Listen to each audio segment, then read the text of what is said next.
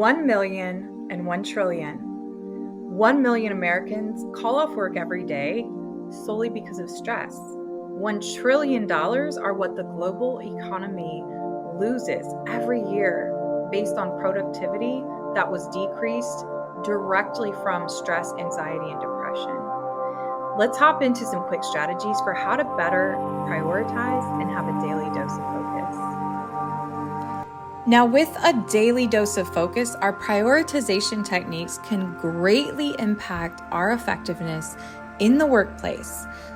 One of my first mentors, I started out my career in K-12 education. She stopped me my first year as a school leader, and she essentially told me that I really wasn't being effective at all of the different things that I was trying to do.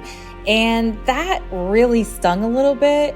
She told me that I needed to have some better strategies for time and energy management.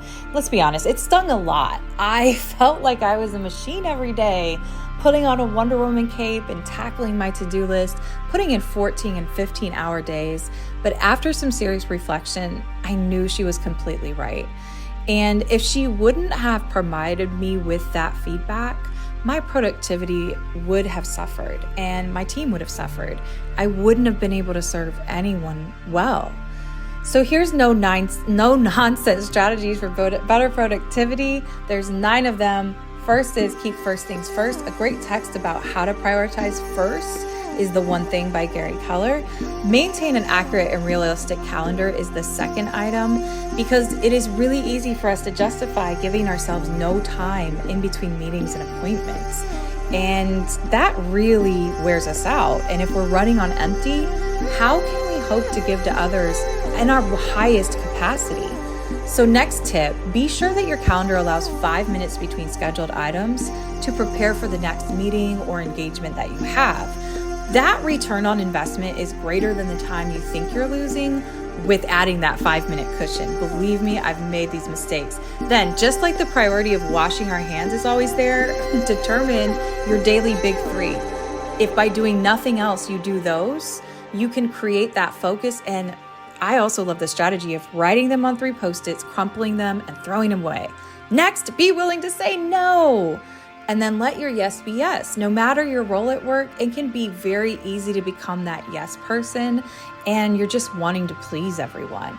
Sometimes we then place urgency on tasks or meetings that are actually energy sucks, and vampires, they're energy detours.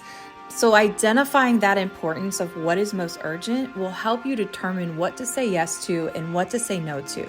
Next, build in time for reflection. I had to get very intentional, and actually every Friday, I have an hour blocked out to reflect on the week. Why? We're back to the same target slide. That will inform my bigger goals that I need to accomplish the following week. And then every day helps me set up my daily 3 that as I go throughout the day and hit those 3 Post-its, I can crumple them up. When we build in that intentional time for reflection, it's not only self-accountability with our focus areas, it can help us course correct and change how we're managing our energy.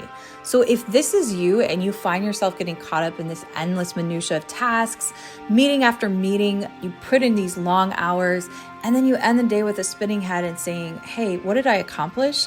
Start with the simple goals for yourself. Know when you are making a commitment, why you are making that commitment. And finally, remember a good rule of thumb: if it's not going to directly benefit